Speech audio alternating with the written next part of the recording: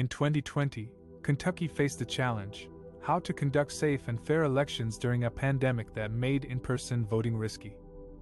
The solution came from an unlikely partnership between two political rivals, Secretary of State Michael Adams, a Republican, and Governor Andy Beshear, a Democrat. Adams and Beshear used their joint emergency powers to expand voting access for millions of Kentuckians. They allowed anyone to request an absentee ballot by mail, without needing an excuse. They also created county-wide polling supercenters, where voters could cast their ballots at large venues like convention centers and sports arenas, regardless of their precinct. The result was a historic turnout. More than 2 million Kentuckians voted in the 2020 general election, the highest number ever recorded in the state. The election was also praised for its security and integrity, with no evidence of widespread fraud or irregularities.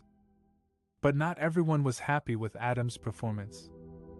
Some Republicans accused him of betraying his party and enabling voter fraud by working with a Democrat. They also rejected his defense of the state's election system from conspiracy theories and false claims of rigging.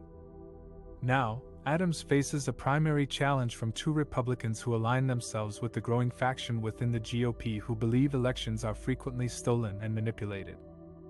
Stephen Nipper, an information technology project manager who has twice run unsuccessfully for Secretary of State, and Alan Merkel, a former state legislator, have both campaigned on voter fraud claims. They want Kentucky to join the 8 states that have recently left the Electronic Registration Information Center, ERIC, a national database used by a majority of states to compare voter rolls and keep them accurate. They also support hand-counting ballots, which Adams says would be a disaster. Will Adams survive the primary and win another term as Secretary of State? Or will he be ousted by election deniers who want to roll back his reforms and undermine his legacy?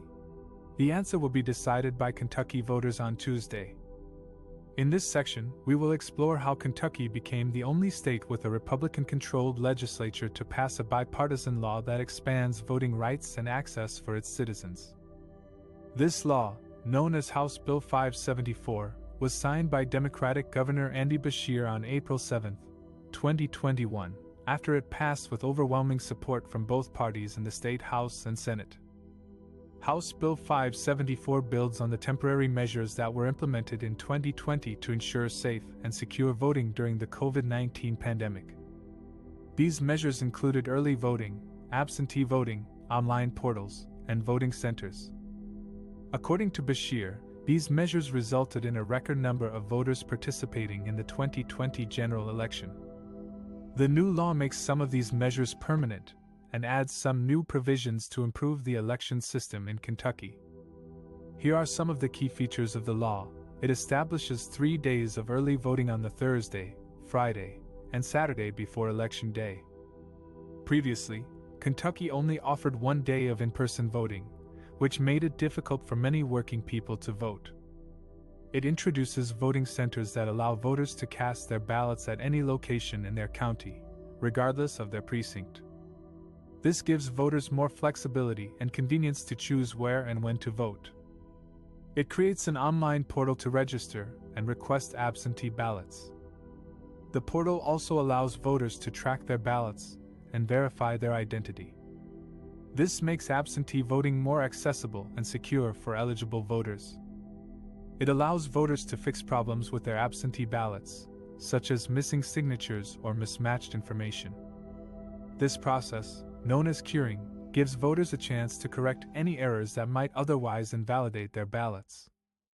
The law also includes some provisions that enhance the security and integrity of the election process in Kentucky.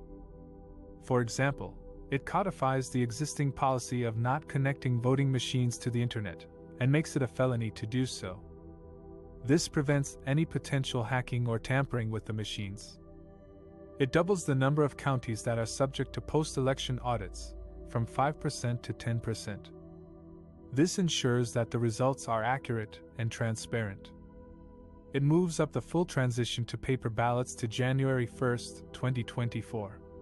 Paper ballots provide a physical record of every vote cast and can be used for recounts or audits if needed. It places voting machines under video surveillance when they are not in operation. This prevents any unauthorized access or manipulation of the machines. The passage of House Bill 574 is a rare example of bipartisan cooperation on election reform in a time when many states are enacting more restrictive laws that limit voting access. Beshear praised the lawmakers for working together to expand democracy and make voting easier for Kentuckians.